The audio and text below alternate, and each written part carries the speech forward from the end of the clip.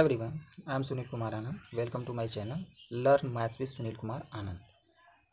Today I am going to explain how to represent a rational number on the number line. This is a very important topics in which many students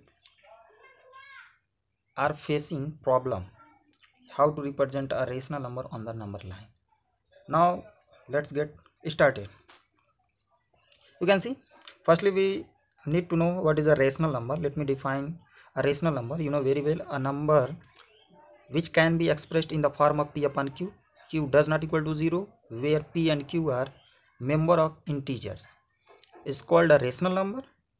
It means a number which is in the form of numerator upon denominator. You can tell numerator upon denominator, denominator does not equal to 0, and numerator and denominator member of integers. We can take other definition. A number whose decimal expansion is either terminating or non-terminating repeating. Okay, a number whose decimal expansion is either terminating or non-terminating repeating is called a rational number, right? It means we can represent it in short form rational. Rational is represented by q, which have td, it means terminating decimal, and ntrd, it means nt are non-terminating repeating decimal. Okay, this is short form we can use here. There is no need to write expanded form, so I have written a short way. Example: -2 5 upon 3, -7 upon 5, -8 4 upon 5, 2 percentage 2.5, 0.3 bar, 22 upon 7, etc. These are examples of rational number, right?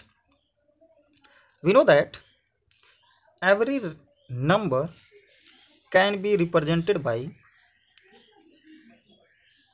on the number line. What does it mean? It's mean we can represent every rational number on the number line. It means rational number can have a specific point on the number line, right? Really, rational number classified into two parts. First is a positive rational number and second is a negative rational number. Okay, every positive rational number is greater than 0 and every negative rational number is less than 0. I have taught in previous video what is a positive rational number and what are the negative rational number. You can move to my previous video and you can see. In these points there are infinitely rational number lying between two rational number. This is very important.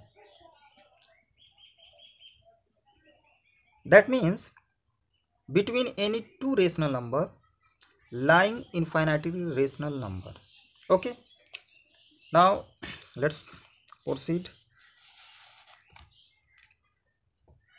I have made a special things which could be help to you when you represent a rational number on the number line. This is my thought, my concept, and which can be understood easily. Now let's know q. Q can be classified into positive rational number, negative rational number and positive rational number. Again I have divided negative rational number into two parts: q negative proper and q negative improper. That is a very important point. You know, you have learned in primary classes fraction can be classified into proper, improper. Proper fraction means a fraction whose numerator is less than denominator, right? And improper fraction, what is the improper fraction? A fraction whose numerator is greater or equal to the denominator, right? And every proper fraction is always less than 1 and every improper fraction is always greater than or equal 1. Okay, keep it in your mind. I have divided rational number in four such way: q negative proper, q negative improper, q positive proper and q positive improper, right? From table you can understand easily that lies on the lines and value. Q positive proper, it must lie between 0 and 1. Okay, 0 and 1, 1 cannot be possible, right? And this value is less than 1, right? You can understand. Q plus improper, plus means positive rational number, and you know very well every positive rational number is greater than 0. It must lie 1 and infinite, between 1 and infinity. 1 is possible, okay, and it will extend on infinity, its value greater than or equal 1. Q minus proper, it must lie minus 1 0, and its value will be greater than minus 1. Okay. Q negative improper, it must lie between minus 1 infinity, it will extend from minus 1 to minus infinity, its value will be less than minus 1. Okay.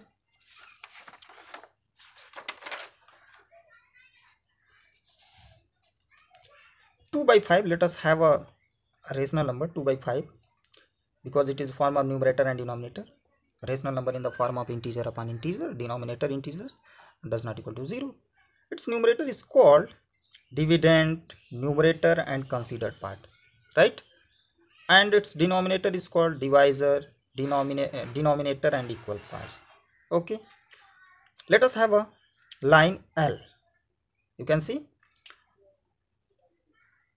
0 can take a middle of line, and from 0 to right side we have take a two equal distance, 0 1 unit and second one is second unit, and 0 1 it will represents q plus proper, and from left to the 0 this portion represent q negative proper, right? From once q plus improper will lie, okay, and from negative to the right side all these points must lie q negative improper. Now let us take examples how to represent minus 5 upon 2 on the number line. Okay, represents minus 5 upon 2 on the number line. What will you do? In case we have to take a number line L, draw a line L and mark O on it to represent 0. We need to have a line L and take a points O which represents 0.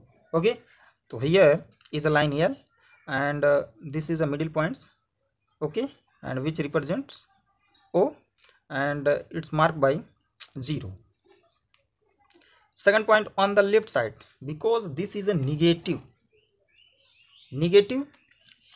rational number, so firstly we need to identify the given rational number which kinds.